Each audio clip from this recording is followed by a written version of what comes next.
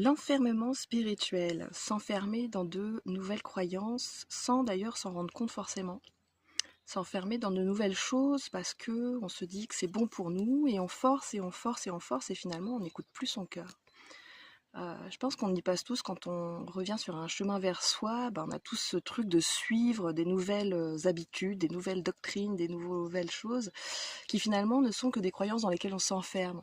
Moi j'ai suivi faire du yoga, méditer jour et nuit, pendant des jours et pendant des nuits, et des jours, et me lever à 5 heures du mat pour faire 2 heures de méditation tous les matins, etc. Et il y a à la fois, ça peut être bon pendant un temps pour notre chemin, et en même temps, si on se réenferme là-dedans, dans une croyance que je dois absolument manger vegan, je dois absolument méditer, faire du yoga, et puis d'ailleurs penser que tous les autres qui ne le font pas, ça veut dire qu'ils ne sont pas du tout sur un chemin spirituel. Et ça, c'est se renfermer dans des nouvelles croyances qui finalement deviennent justement limitantes aussi, encore une fois. Toutes les croyances sont limitantes de toute façon, comme les pensées. Enfin, toutes les pensées sont des croyances limitantes. Et il y a vraiment cette idée de, à un moment donné, se retourner vers soi et se dire, je m'écoute. Est-ce que là, j'ai vraiment envie de méditer? Est-ce que là, j'ai vraiment envie de faire ci, de faire ça? Peu importe ce dans quoi vous vous enfermez à nouveau. Essayez de faire attention, de vous dire, est-ce que je le fais pour moi? Vraiment? Est-ce que j'ai l'élan de le faire maintenant?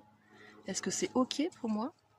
Ou est-ce que finalement, je pense qu'en faisant cela, je vais devenir quelque chose. Donc j'ai une attente derrière de si je médite, je vais devenir éveillée. Il n'y a pas besoin de ça. Si je fais du yoga, je vais devenir éveillée. Il n'y a pas besoin de ça. Si je mange vegan, je vais devenir éveillée. Il n'y a pas besoin de ça.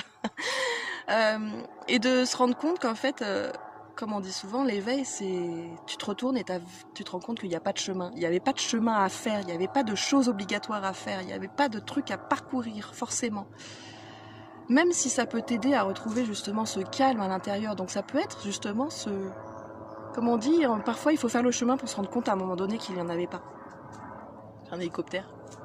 Et du coup, il y a vraiment cette idée de revenir en soi et de se demander est-ce que vraiment c'est ok pour moi. Et je pense que moi ça a été vraiment la révélation, comme beaucoup qui passent par là, cette voie du ras-le-bol, cette voie de mais en fait qu'est-ce que je suis en train de m'infliger là?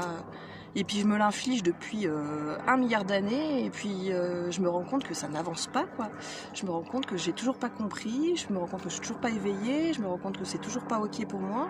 Et c'est là où c'est bien de se retourner sur soi et de se dire ok, maintenant je fais quoi pour moi vraiment? Qu'est-ce que moi vraiment à l'intérieur de mon cœur j'ai envie de faire?